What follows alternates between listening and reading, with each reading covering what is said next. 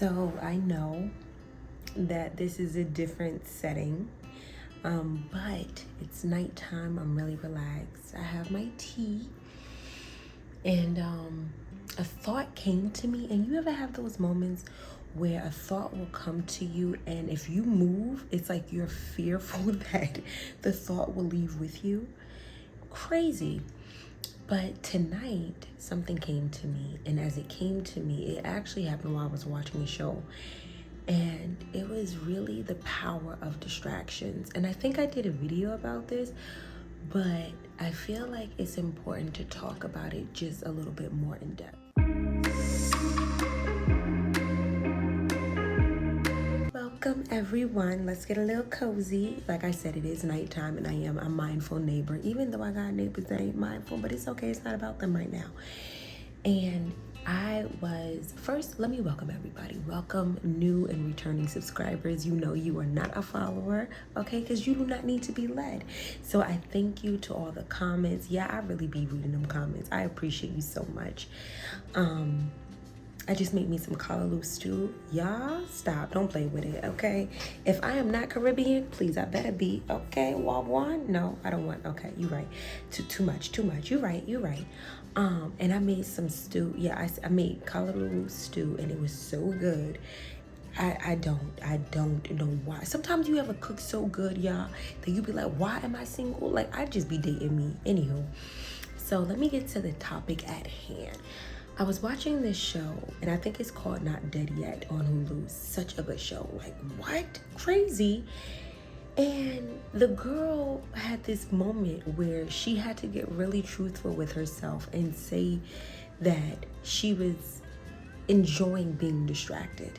And that hit me. It hit me in my heart, because I don't know about y'all, but I have danced, I've made love, I have ran away with my distractions. I have entertained my distractions in such a way where when I wasn't getting distracted, I would look for people to distract me.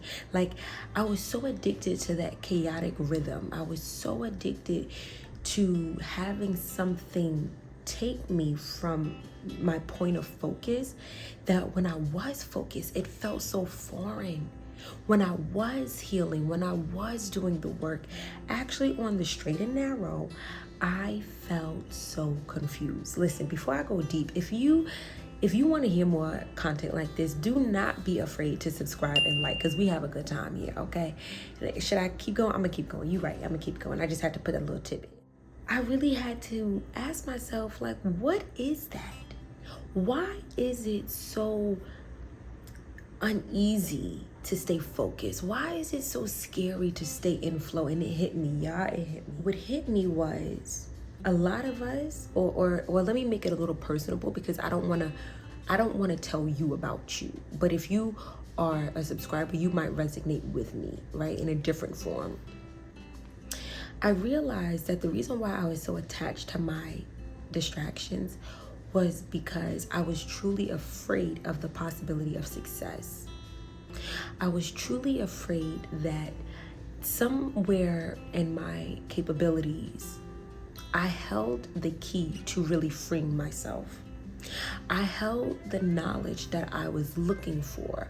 I held the love that I was searching for. I was capable of feeling that void. And it was like, I could not accept that. So I needed a distraction of a guy, of a new friend, of a new job, of a new idea. I needed distractions of hanging around people, of going places, of entertaining things that I knew did not need my time. But I was so afraid that I really held the key. Like, I really held what I was looking for. And you know why it disturbed me so much? Because you're probably like, Shayla, why would that disturb you? Girl, let me tell you. It disturbed me because what it also did was it gave me the reality that everybody who said I was a problem was lying. That every person who left a void in my heart, it was like it wasn't meant for them to be. It was so disappointing because it made me realize, like, maybe I really wasn't the problem. And let me put this tea down for a second, because what I couldn't receive was, and maybe you can relate to me on this, when you have felt like a problem for so long, when you have felt like a problem in your family, your friends, your job environment, wherever, you start to believe that it's you. You start to believe that wherever you go, there you will be, and you're the problem within your pocket. It is what it is. So imagine if your mind starts to rewire and say, no, baby, you're not a problem. You're really fine the way you are. What can happen is the mind goes into overdrive and it starts to look at everybody who really left you and all the pain that you felt, and it gets you angry. Can I tell you something? See, when people talk about doing spiritual work, when they talk about healing, when they talk about becoming your authentic self, they need to talk about this step that happens, the step of rage. Because it's not always meditation and kumbaya, and sometimes it's not always crying. Sometimes it's, I am so pissed. I am so angry. I allowed all these distractions, people, sex, drugs, whatever your distraction was. I allowed all these distractions in my way of becoming who I was to become, because I was born in a family who could not pour into who I was, who I am. Now, granted, that excuse only lasts but so long, because at a certain point, you do have to be mindful. You do have to ask yourself, am I ready to live now? Am I ready to face it? Let me be real with y'all, because this is what made me look so young, my vulnerability. I wear it so well. Y'all don't understand. My edges grow. Every time I'm vulnerable, I think I grow an inch. It's ridiculous. I realized that one of my biggest distractions was looking for people's validation. I would be in my apartment, getting work done, reading a book, drinking tea, having some me time, and I would feel so uncomfortable, y'all. Can I tell y'all? I would feel so uncomfortable in my me time because there was no noise. There was nobody saying I'm doing something. There was nobody asking me for something. There was nobody calling me selfish. There was nobody trying to change me. And I was so uncomfortable just being in my energy that I would call people. Yeah, I would text just to have a random conversation, knowing I did not want to talk to this person. Don't let them respond. Oh my God, I would get so mad. I would get mad because it's like I am looking for a distraction, but I really don't want a distraction. See, can I tell you a secret? Can I tell you a secret? Some of us are in such battles with our calling. Not because we don't believe that we're really called, but because we believe that we're actually called. Some of us are in such chaotic energy with ourselves because some of us really don't know how to sit in ourselves. Some of us really do not know how to enjoy ourselves. Now, granted, I believe that this is an interdependent world, and y'all have heard me say that on many episodes, yeah. I have said it many times that this is an interdependent world, but in order to understand the energy of interdependence, you must have to understand dependency and independent so that you have a balance. I think it is dangerous when people say that I am not dependent on anyone. It's a lie. Everybody's dependent on someone. Entrepreneurs are dependent on someone, okay? Everybody is dependent on someone. So it's crazy. Even if you're depending on nature, you're depending on something, okay? And what I was doing was I was a little, my wiring was a little screwed. Maybe you can sit in this space with me for 2.3 seconds. My energy was so confused because I knew I was this bold, bright beacon of light. I knew that I knew what I knew. I knew that my no's were my no's and my yes was my yeses. But I was raised by parents who did not get the space, the comfort, the reassurance to be who they were, to know that if something happened, they had support, they had validation, they had care, they had nurture. If you made a mistake, we still had you back. I wasn't raised by parents like that, right? And because I wasn't raised by parents like that, when I started to be the big, bold beacon of light that I was and speak my stuff, it ruffled feathers. It caused problems. Granted, was I the problem? No. But scarred people don't know how to heal people. Scarred people don't know how to let people who are big be big. See, sometimes your light disturbs somebody else's scars. Sometimes your power, your strength, your anointing, your blessings ruffle somebody else's darkness, and it's not your fault. I did not know that me being born was going to cause such a ruffle effect. I didn't know that my dad would act the way he did or my mom would act the way she would. I didn't know.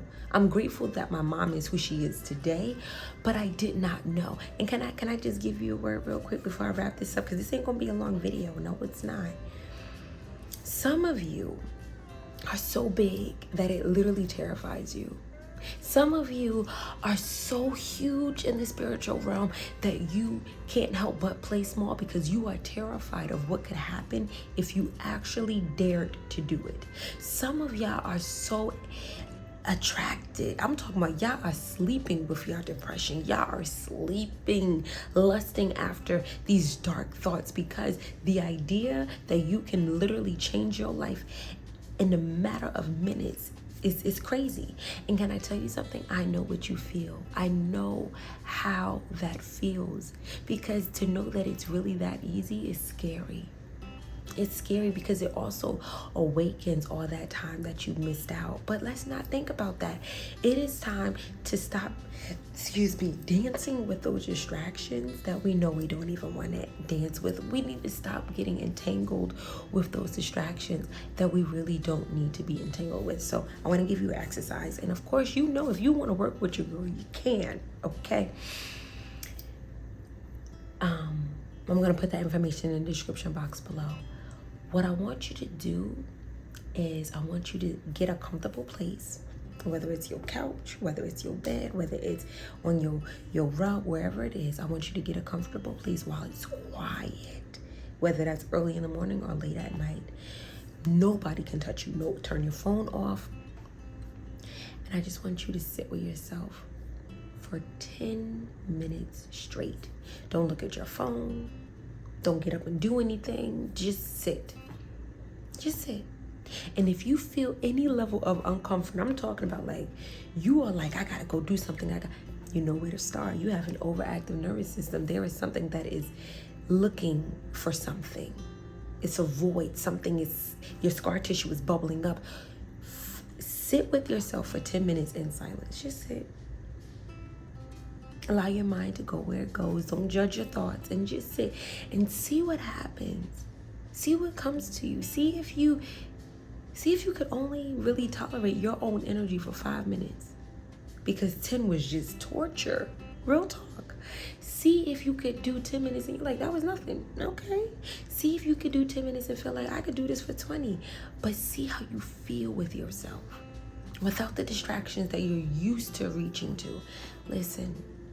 This world can have us thinking we are losing our minds. But this, my friends, my subscribers, is where we come together.